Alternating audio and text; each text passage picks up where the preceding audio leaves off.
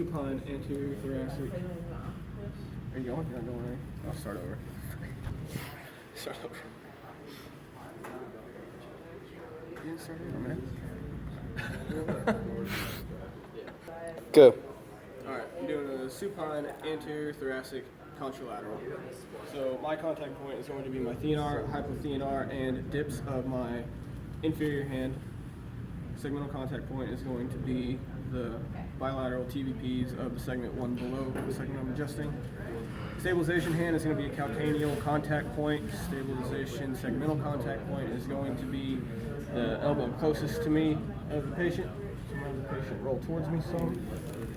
Going to contact and have them roll back.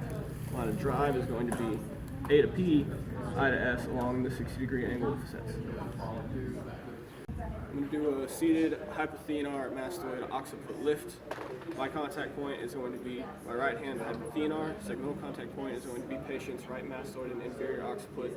My stabilization hand contact point is going to be my left hand hypothenar. It's going to reinforce my right hand hypothenar on the dorsum of my right hand. I'm going to have the patient turn their head to the left. Patient, turn your head to the left. Contact the mastoid. Reinforce. Line of drive is going to be P to A, I to S with left rotation. It's a prone index pillar push ipsy. I'm going to do a prone index pillar push ipsilateral.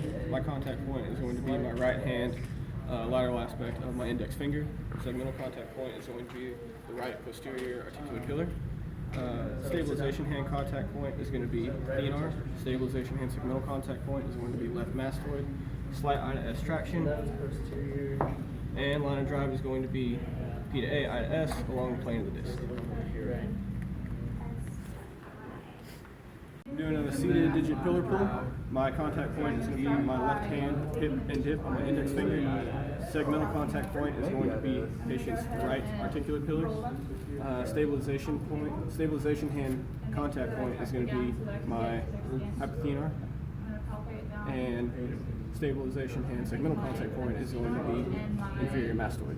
We're going to have a slight I to S traction.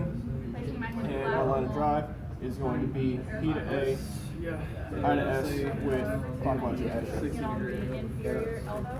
Do a head of table thumb spinous push. My contact point will be my thumb pad of my right hand. My segmental contact point will be the inferior lateral portion of the spinous process. Segmental contact point will be sixth and thumb of my left hand and hypothenar.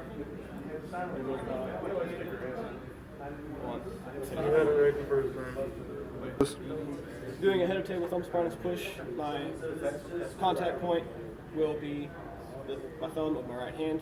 My segmental contact point will be the inferior lateral spinous process.